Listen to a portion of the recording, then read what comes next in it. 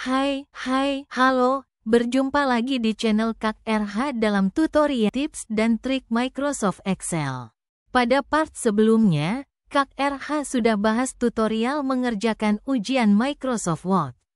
Kali ini, kita ketemu di part 2, tutorial mengerjakan ujian Microsoft Office. Kak RH akan memberikan langkah-langkah menyelesaikan soal Microsoft Excel dengan detail sampai selesai. Bagi pemirsa yang belum menyiapkan lembar kerja, silakan dibuka dulu Microsoft Excel-nya, sambil menyimak tutorial, sambil praktek akan lebih mantap.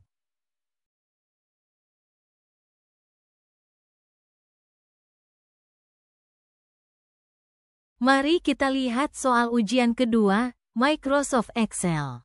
Ada 5 tugas yang harus diselesaikan pada tahap ini.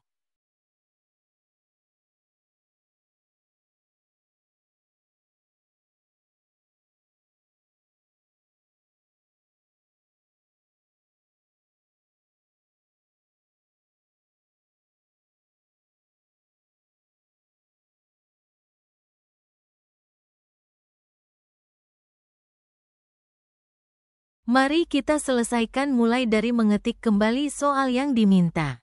Ketikkan kop surat pada sel A1 dan sel A2 seperti ini. Kemudian kita mulai menulis header pada baris keempat. Ketik No pada sel A4 kemudian NIK pada B4 dan seterusnya.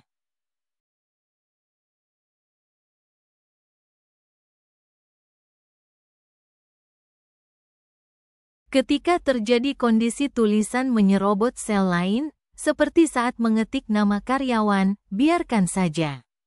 Kemudian pindah kursor ke D4 dengan panah kanan pada keyboard, ketik gaji pokok pada D4. Untuk mengetahui apakah sudah di D4 apa belum, kalian bisa lihat di sini. Nah, box ini menunjukkan nama sel yang sedang aktif. Silakan ketik semua header dan pastikan status karyawan diketik pada sel H4.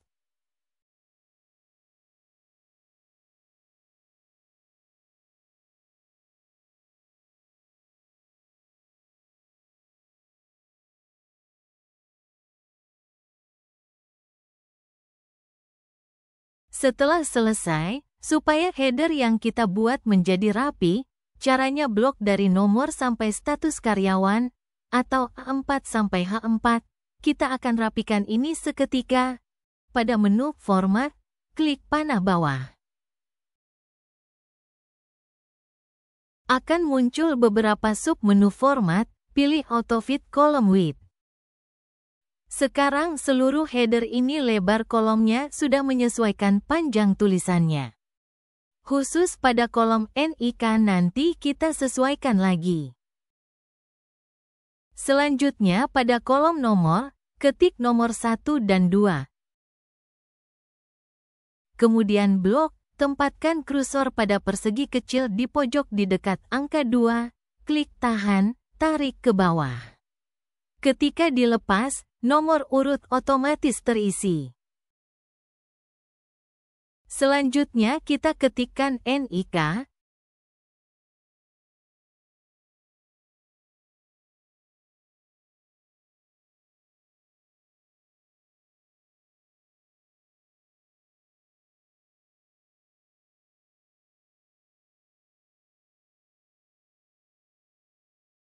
Karena ini panjang, maka kita sesuaikan lagi lebar kolomnya. Caranya, blok kolom B. Kemudian double klik pada garis antara kolom B dan C.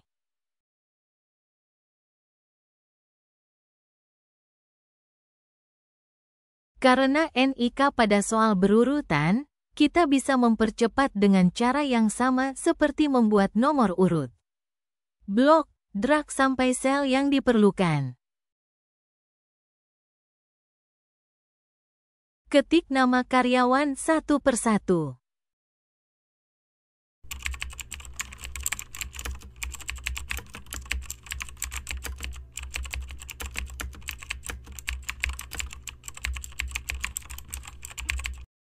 Gaji pokok juga diketik satu persatu, Ingat ketikkan angka saja tanpa mengetik simbol mata uangnya.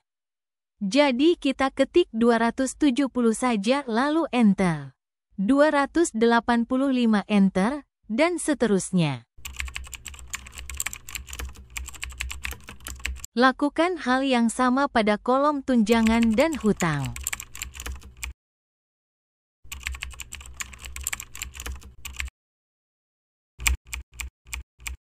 Berikutnya kita sisipkan simbol mata uang.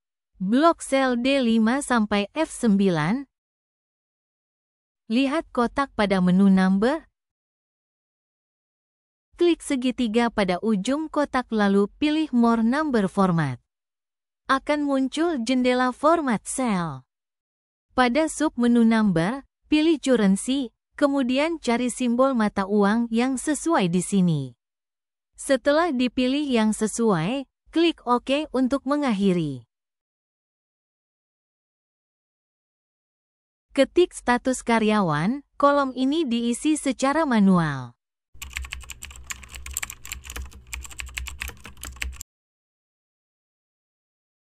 Klik pada sel A10, ketikkan total gaji karyawan. Enter atau klik pada A11, ketikkan rata-rata gaji karyawan. Lengkapi sampai A13. Selanjutnya kita akan rapikan tabelnya. Kita mulai dari judul tabel, blok A1 sampai H2. Pada menu Home, Alignment, cari menu Merge and Center. Di sini ada 4 pilihan, pilih Merge Across. Selanjutnya pilih rata tengah, aktifkan dua-duanya. Tebalkan hurufnya dengan fungsi bold. Berikutnya blok A4 sampai H13, kita akan buat garis tabelnya.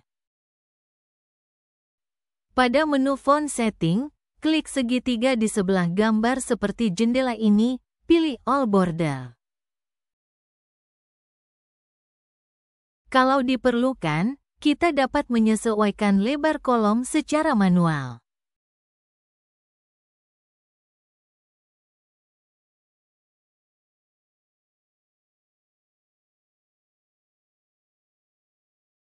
Baiklah, mari kita rapikan total gaji karyawan sampai gaji terendah. Kita akan rapikan sejauh A10 sampai kolom F, blok dari A10 sampai F13, kemudian merge across seperti pada judul tadi, lalu center.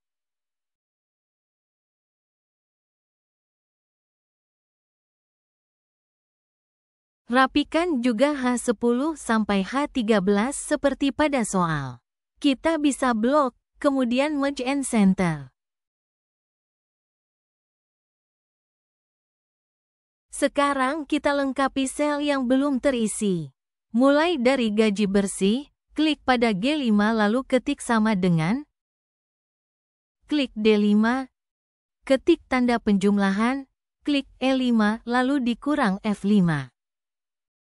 Jadi, gaji bersih adalah gaji pokok plus tunjangan dikurang hutang.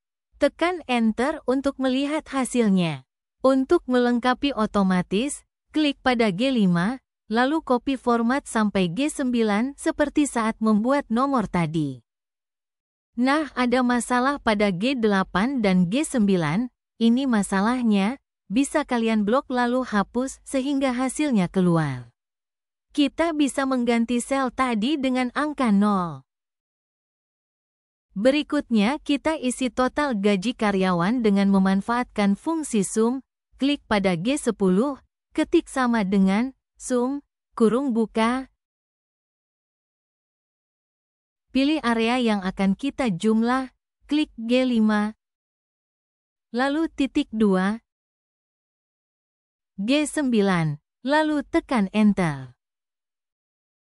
Oke, kita ingat sekali lagi rumusnya.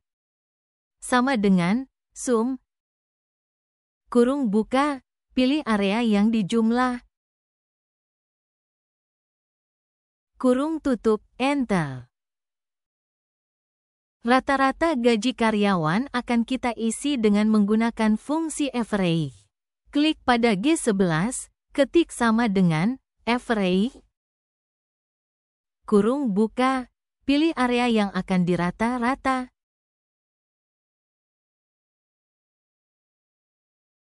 Kurung tutup, tekan Enter. Untuk gaji tertinggi isi dengan fungsi max, klik pada G12, ketik sama dengan, ketik max, kurung buka, pilih area yang dituju, kurung tutup, tekan Enter. Sedangkan gaji terendah, kita pakai fungsi min. Pada G13, ketik sama dengan, ketik min, kurung buka, pilih area yang dituju, kurung tutup, akhiri dengan Enter. Sampai di sini, seluruh sel yang harus dilengkapi sudah terisi semua. Selanjutnya kita lihat petunjuk mengerjakannya lagi. Perhatikan dengan teliti petunjuk mengerjakan pada soal supaya tidak ada soal yang terlewat. Petunjuk nomor 5, buatlah diagram batang berisi nama karyawan, gaji pokok, dan tunjangan. Nama karyawan, gaji pokok, dan tunjangan. Oke, sebelum mulai, kita sambil rapikan sedikit konten tabelnya ya, ini rata tengah akan bagus.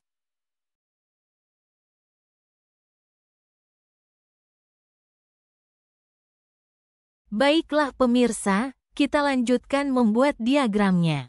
Pertama, blok area yang dibutuhkan, terletak di kolom C, kolom D, dan kolom E. Selanjutnya masuk ke menu Insert, perhatikan submenu Charts, klik pada segitiga hitam untuk membuka jendela Insert Chart. Pada jendela yang muncul, pilih di menu All Chart.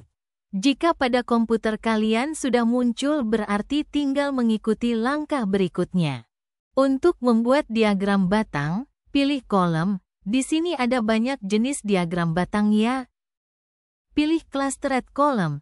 Ini previewnya. Klik OK jika sudah memilih.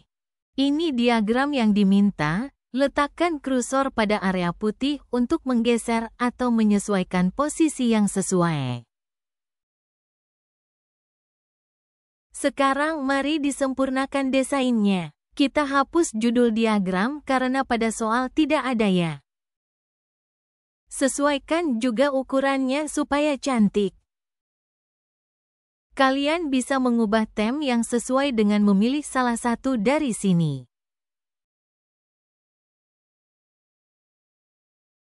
Selanjutnya, kalian bisa menggunakan menu Quick Layout untuk menyesuaikan atribut yang diperlukan.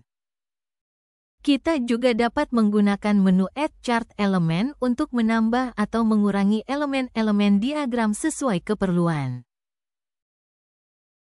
Demikian panduan atau tutorial mengerjakan ujian Microsoft Excel untuk kelas beginner. Selanjutnya kita ikuti panduan mengerjakan ujian Microsoft PowerPoint. Link panduan ujian Microsoft PowerPoint ada pada deskripsi. Pemirsa sekalian, terima kasih sudah belajar bareng dengan Kak RH, semoga bertambah ilmu dan bermanfaat. Dukung saya dengan subscribe channel ini, like dan share. Sampai jumpa lagi.